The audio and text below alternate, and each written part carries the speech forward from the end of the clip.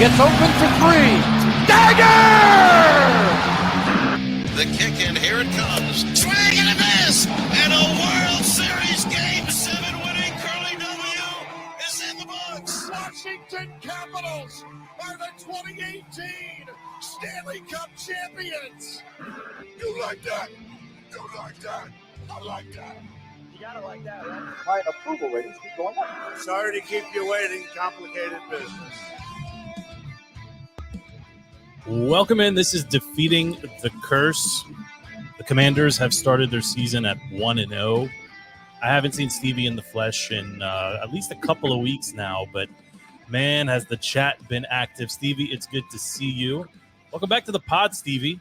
Always a pleasure, man. This is the only thing that'll get me sized at 10 p.m. on a. I mean, you were so excited. Did you cut your date short to come do this, or what did you do? Hey. And that's wait for the. Come on, we're recording now. Come on.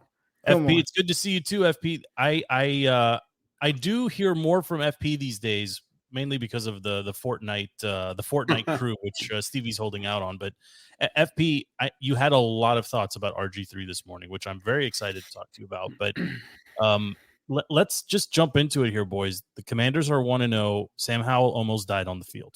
Should we start there? Should we start with the Cards being dirty, or is that a little bit too on the nose? I don't know if they were dirty. Personally, but I mean, one guy did try to scissor kick his head into the ground. FP, I know you've got some thoughts on this, so maybe you go first here. It wasn't necessarily dirty. They were just playing hard. Sam Howell definitely, after that hit where his head crashed into the field, and then we had the ref went viral, popping up out of the ground like he was the crypt keeper throwing the flag. Howell definitely struggled after that hit, and I'm pretty sure he's at like 65% concussed. And I think that's where a lot of the things that we saw on Sunday that we didn't like came from, the indecision making and holding onto the ball a little bit too long. It wasn't overall, dirty. I don't believe in teams tanking. I don't think that's a real thing. Players don't tank. Front offices, they want to get paid. They got things in their contracts. They're trying to earn their money. I totally agree with you on that. But the first hit, you could say it was late. It was out of bounds, but it was more of a football play. The second one, there was two Cardinals players that kind of converged on him. Stevie, how much did you watch of this game? Maybe we should. I can't assume you actually watched the game. So, did you watch this game, Stevie? Week 1. Did you watch this? I watched every snap, start to finish. And Joe, hey, don't get cute on the podcast. I've been psyched for Sam Howell for a month now. There's nobody who's been more psyched for Sam Howell than me on every chat. Okay, I was glued to it. And can I give you my overall impression of the game? Okay, because I think I went through the 12 stages of Redskins Anonymous or whatever, self-help thing that we go through. Is if throughout the game it was miserable. They looked terrible against a terrible team, right? And it was just the old Redskins. It was just the old, they can't protect the quarterback. Sam Howell was holding the ball way too long. Quarterback's holding the ball way too long. Didn't invest in the running game. Didn't stick to the running game. He's a rookie. What do you want? He's played like he's definitely not a rookie. So let's be actually accurate. He's played 2 games. If he had that game last season to start the season as an actual rookie, you would have been ecstatic about it, right?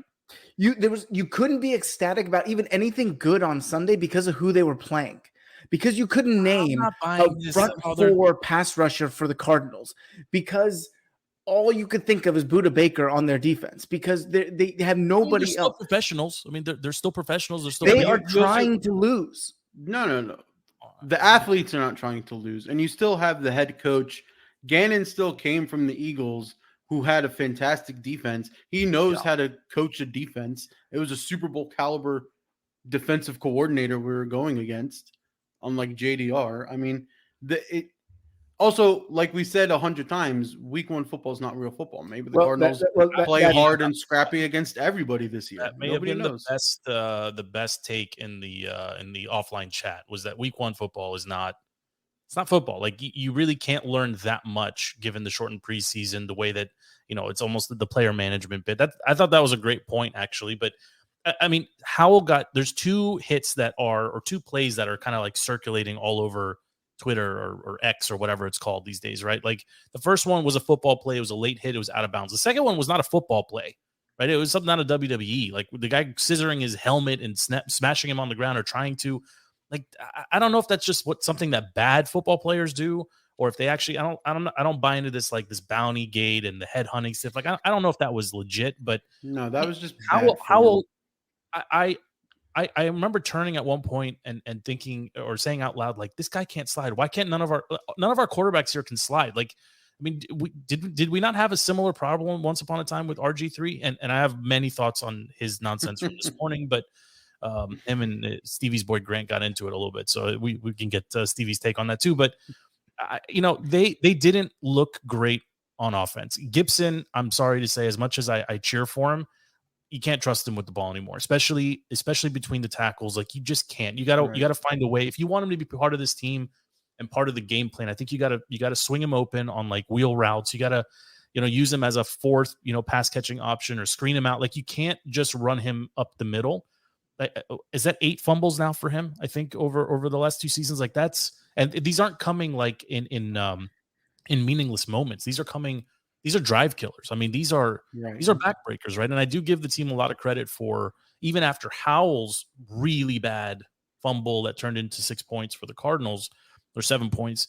I give the team a lot of credit for coming out, and I think this is the first time we see Eric Bieniemy do something that is different from the previous administration, like not closing out the half with, just tucking his, just tucking it and calling it a half and go to the locker room.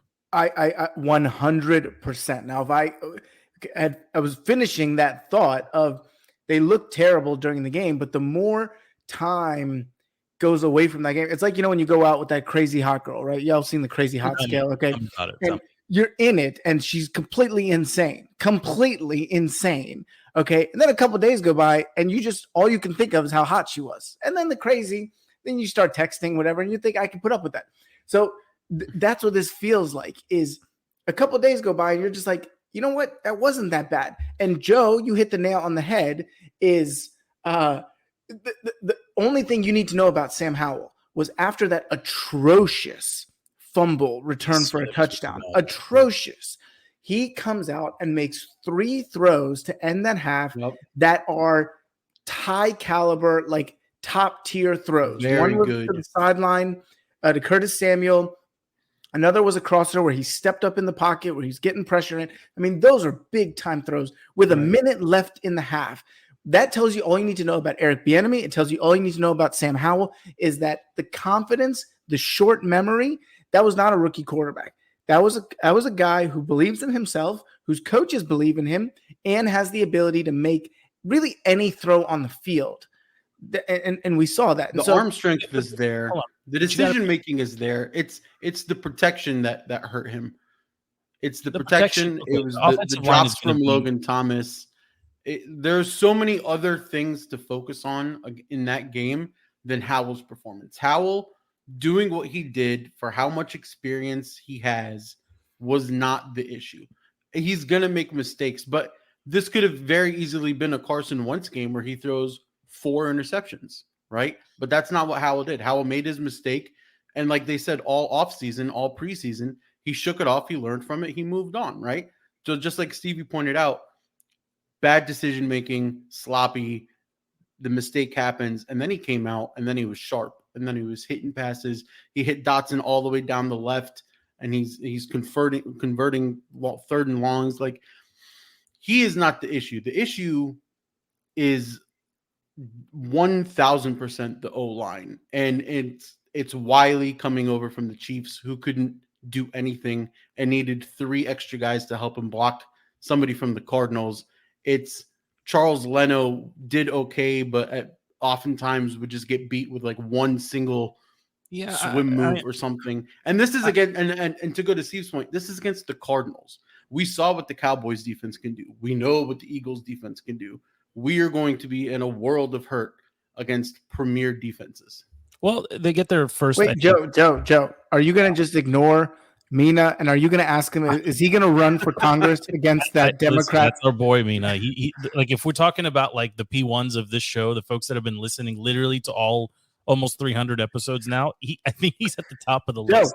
is he going to break? Is he going to break some news tonight and announce his candidacy against that Virginia Congresswoman who's in the news? If he does, we'll go. I could talk about Susanna Gibson. You want to talk about Susanna Gibson? Mina has listened to more shows than me and Stevie. I know FP did some research. He's got he showed us his whole setup in the offline. I'm sure there was using some it right now. Susanna Gibson, but I mean, look, Mina's comment for those that are just listening to this and not watching, Sam Howell's the next Drew Brees, calling it right now. I will die on this hill.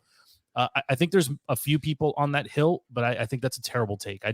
He's not like, I think it's way too soon to do that. Like, he's got the build, I suppose, TBD if he's got like the ability to process and read. I mean, Drew Brees was an elite defensive reader. I mean, I don't know what the correct term for that is, but the guy, I mean, he audibled like crazy. Did Sam audible out of one package on Sunday? Like, I know that's not one of those things that we watch for necessarily, but the offensive line is going to be a problem for sure. But I appreciate that they came out against a bad team, with a minute and change at the end of the first half, and decided to just push the ball and let's see what they can do. I think they didn't target Terry enough. I mean, that's maybe his. I'm actually okay with that one. Maybe his injury. It was like an unofficial, unofficial pitch count for him, I think is what we were dealing with. Yeah, I mean, I Curtis Samuel, I think, can still play in this league. I mean, do you guys see it differently? I mean, he's more than serviceable. I mean, I'm impressed with how they were able to get him into space as well. But for me, the story on the offensive side of the ball, Howell, I mean, he looked like a guy who's played in 2 games, right? And I think, in DC, there was such a fever, like the hype around this team reached such a fever pitch leading up to week 1. And the homecoming and all the, by the way, was Champ Bailey like not allowed to come to the stadium beforehand? Like, I want to buy into this, but like, was he not allowed to attend before? No, I'm sure it was just his whole agenda and anti-Snyder and all that crap is why. Was he anti-Snyder? I feel like everyone all of a sudden became anti. Like Portis, 100%. Like Clinton was not anti-Snyder. Yeah, it was just it was the trendy thing to do, back and forth all the time. Yeah. Like, yeah. So it was cool to see them together. I don't know if you guys saw that photo, but like 2 guys that were traded for each other, like that was kind of cool. But I'm sorry, Joe. There are certain facts that we can't avoid. Is that if this team plays the way they played in week 1, that's a 5-6 win team. I don't even think that. I think I mean, if you give them the ball the way they did, they struggle on offense. That defense showed up, and we should pivot here and talk about the defense a little bit in the second half. No, Stevie, they looked good.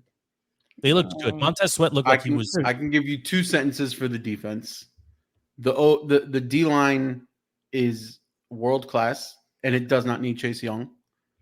And Cody Barton and our linebackers are hot garbage and got blocked out of every single play. If you look back at the game, our linebackers were nowhere to be found, and that's why James Conner was running all over us, and fake 1,000-year-old Zach Ertz was catching everything known to mankind because we don't have linebackers. And I don't care what I don't care what Ron says. I don't care what JDR says. We need real linebackers. We don't have real linebackers, and we're going to get smoked in the middle of the field without. I think Jamin's name got called on the first defensive play. And just the thing that it took the defense an entire half to wake up, and for them to be like, "Oh shit, we actually need to try." And then you have Payne, Allen, or did they just unleash them in the second half? Like when I don't think. Then that's a stupid question altogether. Why were they not unleashed in the first half? I mean, if any analysis of the defense doesn't begin and end with J.K. Rowling or J.K. Dobbs or whatever the guy's name is like, what are you basing that on? Right. They played against a third-string quarterback that had without eyebrows. Yeah, I think he has a disease. He's got a thing. Okay, like maybe I'm still gonna make no eyebrows. So I'm saying I don't even know how you can actually assess it. Now, when you go up to Denver for a 4:00 game at Mile High against, what looked like a decent Russell Wilson and a Sean Payton offense and the onside kicking and things like that. Well, now let's see what that team's going to look like on the road. Maybe I'm jumping ahead here, but I think you came out with a win, which is very good. Your fan base was energized. You got some home field advantage, which is a first. There was just a couple of fights in the stands, apparently. Wait. I loved that. I love that they knocked out Ravens guy. It's disgusting. Why is he here? Don't disgusting. come here. Don't come here. Like I thought it was a preseason fight when I first saw it, but it was a week 1 fight. Yeah. That was a week 1. Yeah. It happened on Sunday. He got served like the triple combo. Like that guy went down hard. Yeah, and the security didn't really seem to mind that much from what I saw. But I think, Stevie, to echo your sentiments, I think they came out with a win, right? And like we'll talk about like top 5 and low 5. They're nowhere near the top 5 as far as like really challenging here for even postseason. But they're still better than most of the bad teams, right? Like they belong somewhere. Not to bury the lead, I've got them around like 12, 13, and I think that's where they're going to stay until that defense can put 2 halves of football together and Sam shows that he can, protect the ball a little bit better. There's a lot of like that running around, that Mike Vick running around with the ball just not protected. And Gibson, I just think Gibson is a bigger problem. I know people really like Brian Robinson Jr., and he can certainly run, but if he's bruising, like for him to get to 100 yards, he's going to need like 30 carries. Right, he runs hard, but he's not an efficient runner at all. Right, I mean, he just doesn't have that breakaway speed. I mean, if you got leads and you're just grinding out yards, great, but they can't just move away from Gibson. Although right now I think he's probably the biggest question mark on the offensive side of the ball. I'll give you 2 thoughts, and I'm done with the Redskins. I'm done with them. You want to move on? I almost forgot one. This evening, Lael Collins. I don't know how to pronounce his first name. There's an L and an A, and then there's an apostrophe somehow in the middle. Lael Collins was released from the Bengals. Premier offensive tackle. Premier, I'm being nice. Yeah. Decent offensive tackle that could be an upgrade for us. He was removed off the PUP list and then released by the Bengals. He's out there. If the team is serious about upgrading the offensive line, if they watch the same film that we watched on Sunday live, they got to make a move for it. Number 2, Jacoby Brissett is on the Jets' radar, and there are conversations about that. I knew this was coming. Saying it actually came in the chat too. What could you get for Jacoby in a sign and trade or in just a trade situation? I mean, if there's no lineman they are desperate. The Jets see a playoff team. What is a fair price? Give me assuming you're trading for picks, right? They're not going to give away. I mean, I suppose if you could package him and Chase and get like Hall, maybe, right? Or Sauce or something, great, but that's not going to happen. So assuming it's just trading a pick for Jacoby, they're not going to give up a first for him. They don't have a second, I don't believe. I think it belongs to the Packers because of the trade. So like if you can get a third, I think you got to take it, but there's no way they offer a third for Jacoby. There's no way, Stevie. No, I'm saying if you get some depth on the O-line, I'm talking about a player. I'm not talking about a pick. Why would they give up a player, though? They think that they're built for the Super Bowl, right? I mean, they think that they were going into last night. They felt like they were contenders. I just don't see them parting ways with players. We do not have the history where we should be talking about getting rid of our second QB. QB2 is a very important position on this team, especially under the reign of Ron Rivera. We should be keeping Jacoby by all means. Maybe Heinicke is on the Jets' radar. Maybe that's the way they go. I mean, is Heinicke going to be that much better than a Wilson? I mean, I don't know why everyone's so out on Zach. I mean, he had some. I mean, he's a young quarterback too, right? I mean, I understand, but he's played like 12 games or 15 games or whatever it is. Like he hasn't. He's a terrible teammate. But Zach is the one that was linked to players' moms. Everybody. Okay. Should we talk about Aaron Rodgers here real quick? I mean, I'm not. You guys aren't like huge Aaron Rodgers fans. Am I right or wrong here? I know Stevie loves him for all the off the field, the hot takes, but I appreciated him more after watching Hard Knocks. I thought, like, as a football player, I don't care about personal life, Aaron. As a football player, he looked the position, right. He had the older experience, the coachability. He was teaching the other guys, kind of a true alpha male leader as far as it comes to that locker room. You're throwing that alpha tag around. Aaron's an alpha when it comes to how he struts around that locker room. I mean, Stevie, what was your initial thought? For those that aren't aware, Stevie busted an Achilles 3 years ago now. Is that right? June 28th, 2021. Yeah, see, I remember mine too. I did mine back in January of this year. So I actually almost threw up, and I was watching the game with the wife, and they showed like the super slow mo, and you can see like the calf like recoil, and I was like, I can't watch the game anymore. Like I know what this is. I've lived through this. I'm still recovering from it. What was your initial thought, Stevie, when you? I mean, I didn't think it was Achilles at first glance, but like what was your initial thought and reaction to it? I mean, we're younger than him by a little bit. You're much younger than him, but is he coming back from this, or is this a career? No, I think it's his career. Yeah. I mean, I didn't think it was an Achilles. I was actually watching with my oldest son, and it looked like he just tweaked it, something, whatever. And then you start hearing it on Twitter and stuff. And, but I don't think he wants to come back from this. Like, he's got his money. I mean, what's his contract is mostly guaranteed money right now. Like 75 million guaranteed, something like that. Why would you want to come back from this? 72 seconds of football. And also, we know that he ain't gonna do the traditional stuff. He's gonna do some crazy ayahuasca thing. Joe Rogan's gonna be shooting him up in the butt or something. So I don't know. Listen, I mean, I'm. How are you? Do you feel like you're back from your injury? Like, do you still think about it now? It's the mental aspect took me longer than the physical. Yeah. And I was, and that's the same way I feel. I'm nowhere near back to where I was when it was injured, but I have such tremendous respect for athletes like Kobe and Kevin Durant, right? These guys, Cam Akers, they popped it on the field or on the court. Kobe in particular, like took his free throws, and like I can't fathom like how you do that, because I couldn't even roll myself off the court when it happened. Did Clay? Like, Clay was the ACL. I think he was knee. Yeah. No, not Achilles. No, but like J.K. Dobbins went down with an Achilles. That kid, I mean, I feel for him. The guy averaged, he's going to end, I think that's the end of his career too. He's going to go down as a running back that averaged like damn near 5 yards a carry, but missed, all of last season or the season before. Got back on the field last year, looked great. He looked good in preseason. He looked good for the Ravens in quarters 1 and 2.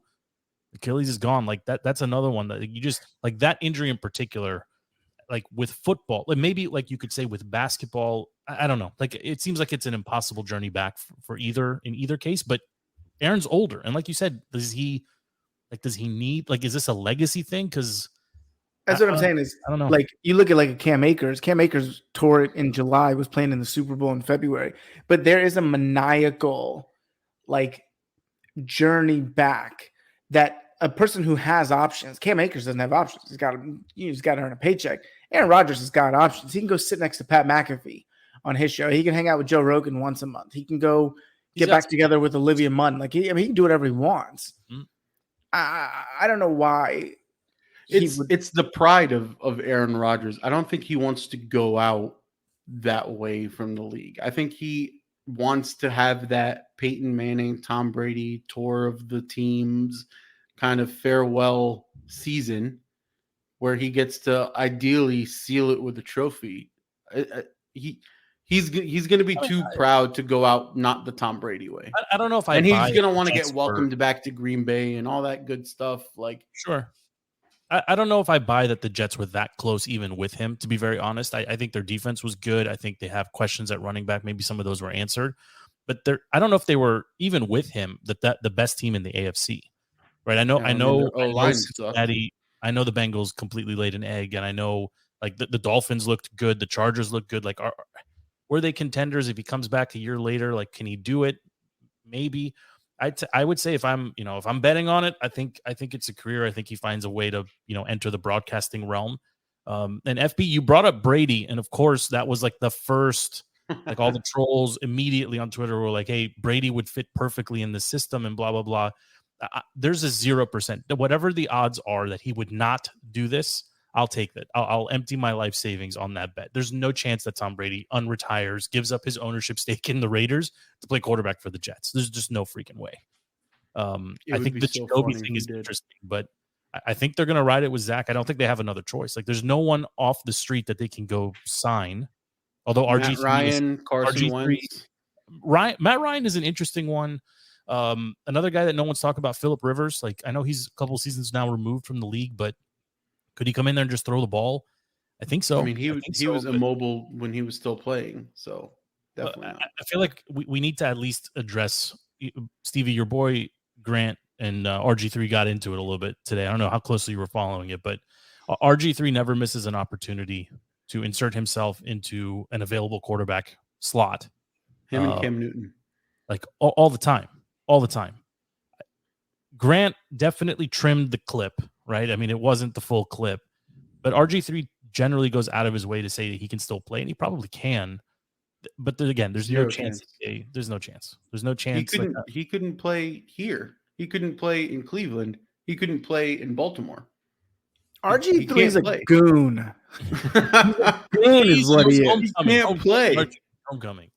Although I'm still mad that he was featured in our homecoming video. No, listen. Hold on. You the three of us have like memories of the glory years, right? Even like Gibbs 1 and some of Gibbs 2. That's fine. Everybody that's like under 30 years old, all they know, if you somehow for some reason are cheering for this team, RG3 is your most recent, relevant, meaningful memory of a team that doesn't suck, right? I mean, when was the last time the team won 12 games? Right, it was RG3 season. I don't like the disrespect of Kirk. They didn't win 12 games with RG3. No, Kirk was my guy, although you want to talk about nobody gets hit more playing quarterback in the NFL than Kirk Cousins. This guy, I mean, was that the upset of the week? No. The Giants? You just put the Giants, the poopy Giants losing shutout? No, I was going to say Browns, Bengals. I mean, can't really be an upset if the Browns have Burrow's number. They always beat Burrow. I think 6 of 7. Should we let's talk top 5, low 5? I mean, I know you guys at this point, I'm sure you've seen everything. I'll give you mine, then you give me yours. Okay, I'm gonna go. Let's do low 5 first. This is just the teams I think are going nowhere. They stink, and I will not watch them if they're on TV, or even if I have to, I'll turn it off. Cardinals for me are dead last. If you cut your quarterback going into the season, you clearly don't care to win games. Say what you want. I think they're the worst team in the league. Panthers looked really bad. Adam Thielen is not a real receiver anymore. He's not an NFL receiver. Bryce Young is going to struggle a lot. He's tiny also. I mean, I feel like most defensive ends could pick him up and throw him to the sideline if they really wanted to. Texans, another rookie quarterback. Not really sure what to make of them. They didn't run Dameon Pierce at all. They didn't look great. The Bears look really bad. I think anybody who's still tugging on the Justin Fields thread, I don't know what the hell you're watching. That team is trash. He cannot play quarterback in the NFL. And then finally the Titans. And this one, maybe I'm being a little bit too critical here, but they've got too many reasonably available, good-ish receivers, tight end, etc. That they can't stink the way they continue to stink. Like they should be better than they are. Anyway, those are my bottom 5, and I got the Commanders somewhere around that 12-13 range. We'll see how they fare against the Broncos. Is your list different than mine, Stevie? Any teams you want to omit, throw on there? Do the Giants belong in the bottom 5, considering how they lost at home? I don't think they do, because I think Dallas is in my top 5. So you can't fault them for getting whooped by an incredible team. I mean, I think it was all those guys that started rookies, right? I think Anthony Richardson, struggled in Indianapolis. Bryce Young played decent in Carolina. But, I mean, I think these teams are going to struggle all year. I agree with the Justin Fields thing. I think he hasn't shown the progression that he needs to. And they could be stuck there. And I think I like the Tennessee call because, where do you go if Ryan Tannehill – I mean, maybe, if you say, okay, it's time to move on from Tannehill, maybe you do give the Jets a phone call and see. But, I mean, it's clearly they're not taking steps forward. I mean, that's the thing with these you go all in on these quarterbacks. And, we see Tannehill can make a run to the playoffs. They can be a couple plays away from a Super Bowl. But when it starts going south or it's stuck in neutral with a Justin Fields, with a Tannehill, with, even a Russell Wilson, then it's like, where do we go from here? You're almost kind of in purgatory in some of these places. So I think as the season goes on, we're going to see some of those teams really stuck in purgatory that went all in on a quarterback that are really rethinking their decisions. Fair enough. FP, what's your bottom five? Or who you got in there that we don't have? I would drop Browns below the Cardinals just because of how much they've given up for Fields. They traded the 32nd overall pick. Bears. They traded the 32nd overall pick for Chase Claypool, who's getting fried on the internet right now. That dude did not want to play football on Sunday. He did not want to be on that field. He's getting fried. And it's just, that is an organization. They had every opportunity to just come in there and say, Jordan Love who, and then flip the script against the Packers. And all they did was just empower the Packers and made everybody think, okay, maybe Jordan Love is the next iteration of Favre, Rodgers, Love QB train. It's possible. How it is to have a stability at that position, right? I would love that. But the Cardinals, yeah, we hit on that. The Texans, yeah. The Colts, they're probably going to be 4 after those 3. Just everything you did with Jonathan Taylor, you clearly need him, and you fumbled that. And then it took you a quarter and a half to injure your brand new shiny quarterback toy, where his knees hurt or whatever. He almost had a second rushing touchdown, right? That would have. He's not going to last the whole season. He's going to get hit too much. He's got to learn to protect himself. And there was Trevor Lawrence actually talked to him after the game and said something to that effect. You got to learn to take these hits a little bit better. Speaking of them, well, before I give you my top 5, I may have just. Well, my last one is the Giants, by the way. You're just not buying. The money that you gave Daniel Jones, like you got whooped 40-0. I don't care. I don't care that you have coach of the year. You were playoffs last year. 40-0. You couldn't even get into field goal range. And when you did, you gave up a touchdown. Like that is, and it was prime time and it was the blue out and everybody suddenly thought that the Giants were going to be legitimate. 40-0.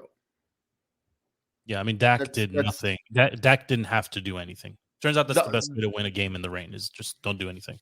Yeah, I mean, that defense is where do you have the Commanders, FP? I got them somewhere around 12-13. Is that kind of where you pegged them as well? A little bit higher, a little bit lower? I'd probably drop them to like 15. Okay.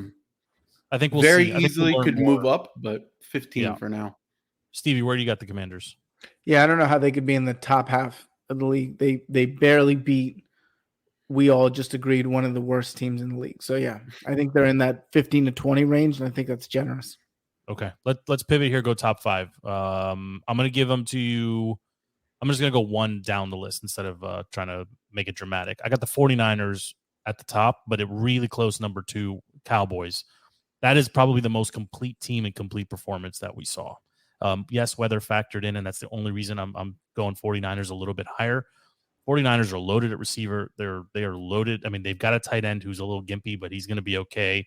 They've got the best running back in football. They've got a stout defense. And they've got a really good coach. So 49ers for me, number 1. Cowboys right behind them at 2. I like the Eagles, even though they took the foot off the gas against the Patriots. That's a complete team. They've got 4 serviceable running backs, at least 3.5 right now.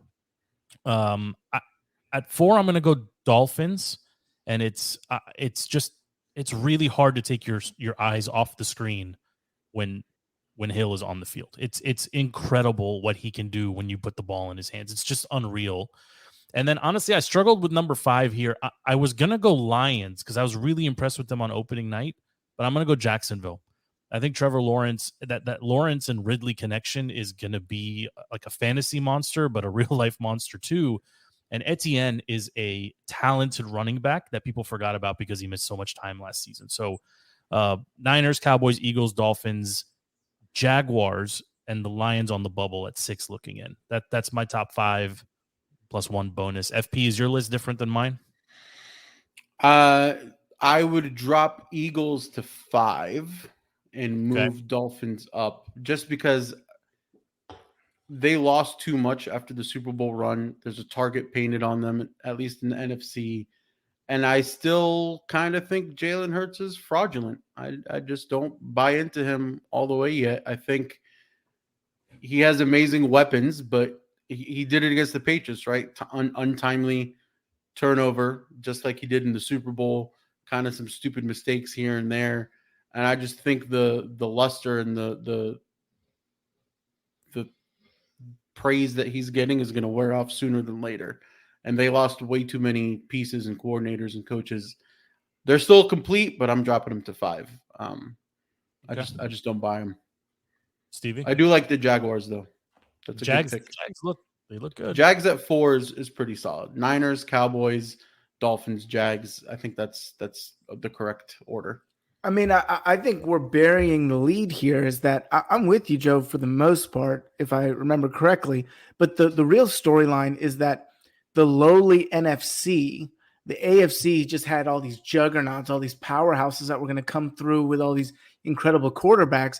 I agree with you. I think the NFC is coming out of week 1 looking like the juggernauts. And you know what it's really all attributing to is all those teams, what do they have in common? They have some incredible front 4s and front 7s. And you look at, I think I do put the Eagles in there, not because of Jalen Hurts, but another Jalen on the other side of the ball is that rookie defensive end that they stole in the first round, Jalen Carter, who's a beast, who looked incredible. And then you got San Francisco with Bosa, and then you got the Lions with their kind of brand of defense and smash mouth football. And, so I think, and then the Cowboys. I love the way the Cowboys are built. Micah Parsons is everything Chase Young is not. I mean, everything. We made it this far. We made it 37 minutes without talking about Chase. I mean, he is a bust of all busts. I'm sorry. They gain nothing. They actually are in a worse position because they have to deactivate someone to call him up or bring him in. Thank God. You know what? I would forgive. Chase Young needs to make an 8-second video and just repeat those words. Micah Parsons is everything I am not. And I will absolutely say, you know what? That's cool. It's all right. I get it, bro. I mean, I wish I was other people too. I want to sneak in one last thing here before we wrap up. Notably missing from the top 5, top 6, top 7. I don't think you could put the Chiefs in there without Kelsey, and I don't think you put the Bengals in there right now. I know Burrow signed his massive deal. The Bills too. Josh Allen looked horrendous. He looked like the Josh Allen from his rookie year and his sophomore campaign. He didn't know where his receivers were. He looked panicked. He looked rushed. I mean, I was shocked. But Joe, having said all that, FP, give me your line about week 1.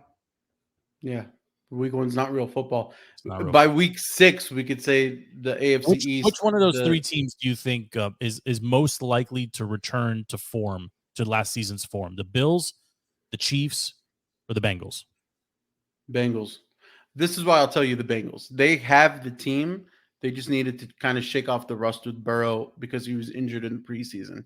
Chiefs and Bills have a bigger issue, and they need to go out and sign an elite receiver to help them, right? The Bills need a solid wide receiver too, and the Chiefs need literally anybody that's a receiver.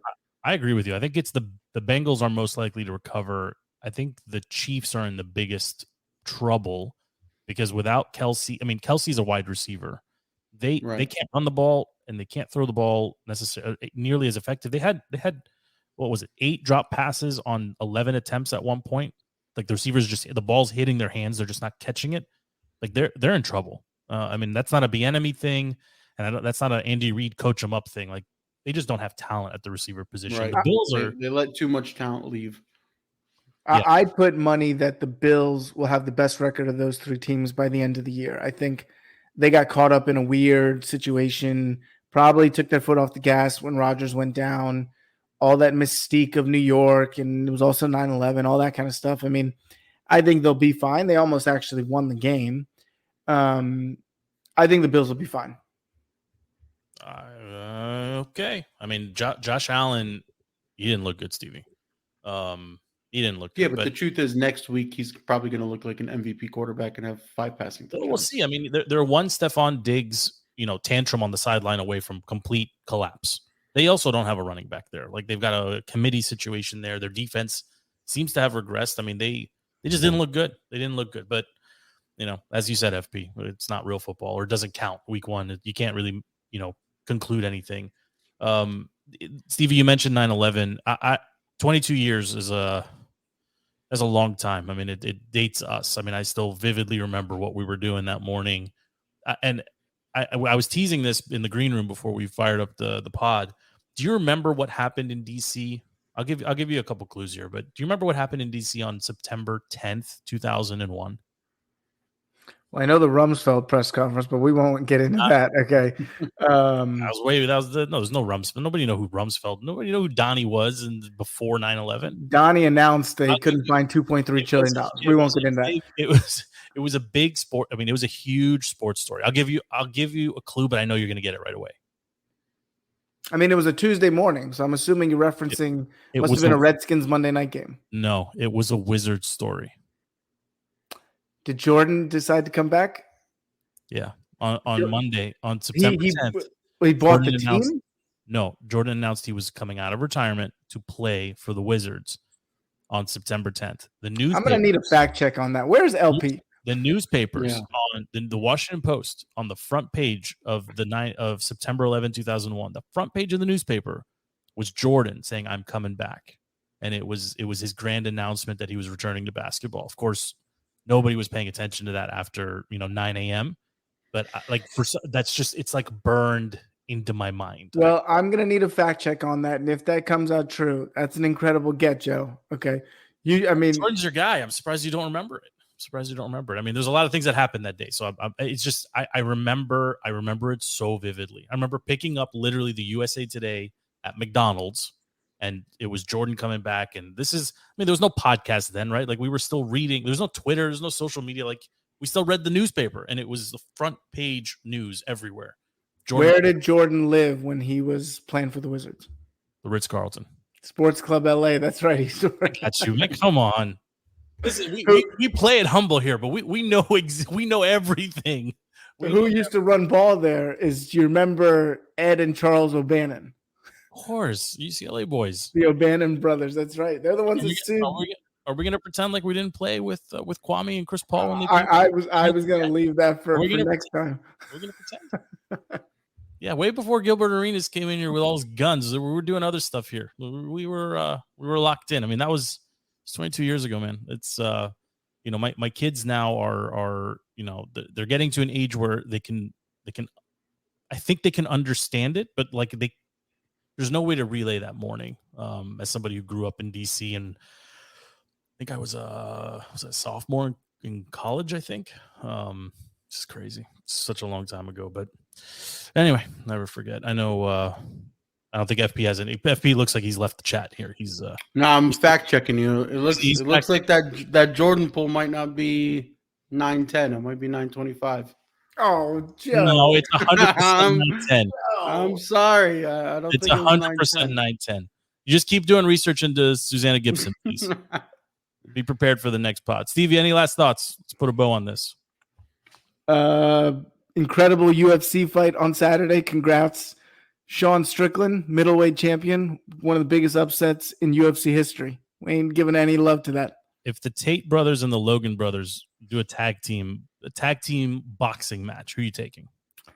I'm taking I'm not taking both Tates. I'm taking one Tate. Just Andrew. Oh, Andrew will kill both of them. I hate the Paul brothers. Okay. FP, any last thoughts? Any parting words? Yeah, it's going to go back to Chase and how he's a bust. And I need somebody to explain to me how a doctor over Zoom can decide that your stinger is not good enough to play football. A doctor over Zoom gave him the decision. How many more games will he miss this season in a row? Over under 1.5. He doesn't come back before week 6 and looks terrible. Oh, you're way down on him. He's trash. Okay. All right. Well, thank you, FP, for making time. Stevie, appreciate your insights as always. Happy football, gentlemen. My name is Joe. This is Defeating the Curse. You can find this show anywhere you get podcasts. It'll be available shortly. If you watch live and want to rewatch it or re-listen, that'd be great. If not, catch us next time. Until then, we are out.